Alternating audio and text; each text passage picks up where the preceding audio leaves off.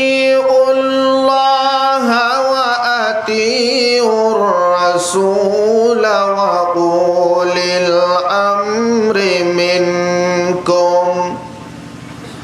আল্লাহ রাব্বুল আলামিন বলেন, এ আমার বান্দারা, তোমরা ভালো করে শোনো। আয়াতে কারিমার মাধ্যমে আমি তোমাদেরকে তিনটা নির্দেশ দিলাম।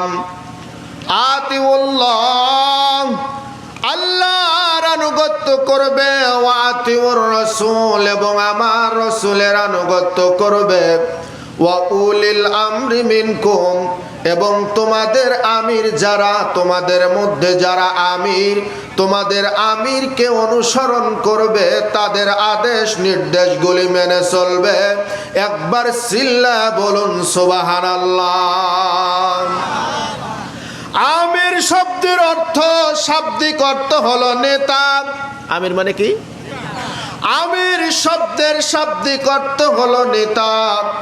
কিন্তু এই আয়াতের তাফসীর করতে গিয়ে হযরতে রাইসুল মুফাসসিরিন, আমার নবীর সাহাবী, যাকে বলা হয় সমস্ত মুফাসসিরদের সর্দার, যিনি সম্পর্কে আমার দরদি নবীর আপন চাচাতো ভাই হযরতে আব্দুল্লাহ ইবনে আব্বাস রাদিয়াল্লাহু তাআলা আনহু, তিনি আয়াতের ব্যাখ্যা করতে গিয়ে তিনি বলেন, এ নবীর উম্মত বেটা বেটিরা, শুইনা লও, ওই আমির কারা? আমিরের ব্যাখ্যা করতে গিয়ে তিনি বলেন, রাউফুল ফুকাহা ওয়া আমাল উলামা, তারা হলো ফুকাহা ইকরাম আর তারা হলো উলামা ইকরাম। এই ফুকাহা এবং উলামায়ের দুইটা তফকা আছে, একটা হলো ইলমুন নিসান, জবানের ইলম, আর একটা হলো ইলমুল কলব, আর একটা হলো কলবের ইলম। একটা জবানের ইলম, যেটাকে আপনার কোরআন হাদিস ইজমা কিয়াস বই পুস্তক পড়ে কিতাব পড়ে যেই জ্ঞানটা অর্জন করা হয়, ওই জ্ঞানটাকে বলা হয় ইলমুন নিসান। আর ইলমুল কলবটা কোনো কিতাব পড়ে অর্জন করা যায় না। আমার আল্লাহ রাব্বুল আলামিনের ইবাদতের মাধ্যমে, আমার আল্লাহ রাব্বুল আলামিনের সন্তুষ্টি অর্জন করিয়া গোপনে গোপনে যেখানে সমস্ত মানুষ ঘুমায়া যায়, ওই জায়গায় অন্ধকার ঘরের মধ্যে দরজা জানালা বন্ধ করে দিয়া আল্লাহর যেই সমস্ত বান্দারা আমার আল্লাহকে তালাশ করার জন্য আল্লাহ পাকের ইবাদতে মশগুল হয়ে যায়, এই মশগুল হয়ে যাওয়ার কারণে ইবাদত করতে করতে আমার আল্লাহ যেই বান্দার উপরে সন্তুষ্ট হয়ে স্বয়ং নিজে তাকে কিছু জ্ঞান দান করেন, ওই জ্ঞানটাকে বলা হয় ইলমুল কলব, যেটা দুনিয়ার কোনো বই পুস্তক পড়ে অর্জন করা যায় না। এই জ্ঞানে জ্ঞানান্বিত যারা যারা এই জ্ঞানটাকে অর্জন করতে পেরেছে, তাদেরকেই বলা হয় আল্লাহর ওলি, আরবি ভাষায় বলা হয় আউলিয়া। ওরাই হলো আমার আল্লাহ পাকের বন্ধু। শুধু তাই নয়, ইলমুন নিসানের পাশাপাশি যারা ইলমুল কলব অর্জন করলো, তাদেরকে আমার আল্লাহ রাব্বুল আলামিন এমন ক্ষমতা দেয়, তাদের কানের মধ্যে এমন শক্তি দিয়ে দেয়, তারা দূর দূরান্তের শব্দগুলি কানে শুনতে পায়। তাদের চোখে আল্লাহ শক্তি দিয়ে দেয়, এই চোখ দিয়ে দূর দূরান্ত পর্যন্ত দেখতে পায়। বন্ধু মুসলমানের আমার, কেবলমাত্র দেখেই না, যেই জায়গায় মানুষ কল্পনাও করতে পারে না, ওই জায়গা পর্যন্ত তাদের নজর চলে যায়। এজন্য মাঝে মধ্যে মুর্শিদ কেবলা বলেন, বাপ মা শাসন করে গালি দিয়া, আর শিক্ষক শাসন করে আপনার কিনা লাঠি দিয়া, আর মুর্শিদ মুরিদদেরকে শাসন করে তার নজর দিয়া। জোরে বলুন ঠিক কিনা?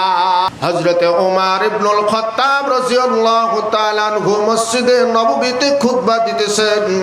খুতবা দিতে দিতে হঠাৎ করে তিনি বলে ফেললেন, ইয়া সারিয়াতাল জাবাল, ইয়া সারিয়াতাল জাবাল।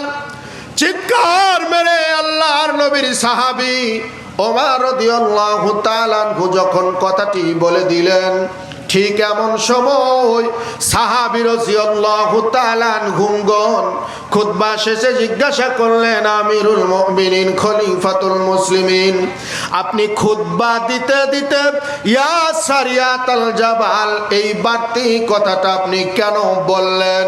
ওমর রাদিয়াল্লাহু তাআলা আনহু ডাকদা বলে, আমি এই মসজিদে নববীর মধ্যে দাঁড়াইয়া যখন খুতবা দিতেছিলাম, হঠাৎ করে দেখতে পাইলাম এখান থেকে শত শত শত শত মাইল দূরে ওই জাবালে পর্বতের কাছে আমার নবীর সাহাবী, আমার প্রিয় ভাই সারিয়া যুদ্ধ ক্ষেত্রে বিপদগ্রস্ত হয়েছে। আমি এখান থেকে আমার বন্ধু সারিয়াকে সাবধান করে দিলাম। আল্লাহর নবীর সাহাবাদের মধ্যে সকল সাহাবাদের আপনার কিন্তু বিশ্বাস একরকম ছিল না। কিছু সাহাবা কানা ঘুষা করতেছিলেন, না না এত দূর থেকে কখনোই দেখা সম্ভব নয়, সম্ভব নয়। হযরত ওমর রাদিয়াল্লাহু তাআলা আনহুর কাছে কানে কথাটা আসার পরে তিনি বললেন, তোমাদের যাদের বিশ্বাস হয় না, সারিয়া বাড়িতে আসার পরে তোমরা তাকে জিজ্ঞাসা করে নিও। দীর্ঘ 1 নয় 2 নয় 22 দিন পার হয়ে যাওয়ার পর, দীর্ঘ 22 দিন পরে আপনার কিনা সারিয়া যখন বাড়িতে চলে আসলেন, ওই সারিয়াকে সাহাবারা যাইয়া জিজ্ঞাসা করলেন, ভাই সারিয়া আপনার কাছে জানতে চাই ওই যুদ্ধক্ষেত্রে জাবালে পর্বতের কাছে কি এমন ঘটনা ঘটেছে? সঙ্গে সঙ্গে আমার নবীর সাহাবা সারিয়া জবাব দেয়, ও নবীর সাহাবারা শুনে নাও, শুনে নাও, আমি কেবলমাত্র ওই যুদ্ধক্ষেত্রে জাবালে পর্বতের পাশে দাঁড়াইয়া যখন পিছন থেকে সৈন্যগণ আমাকে আক্রমণ করতেছিল, আমি ঠিক সেই সময়ে পিছন দিকে খেয়াল করি নাই। আমি শুনতে পাইলাম আমাদের আমিরুল মুমিনিন হযরতে ওমর রাদিয়াল্লাহু তাআলা আনহু আমাকে ডাকতেছে, সারিয়া তুমি সাবধান হয়ে যাও, সারিয়া তুমি সাবধান হয়ে যাও।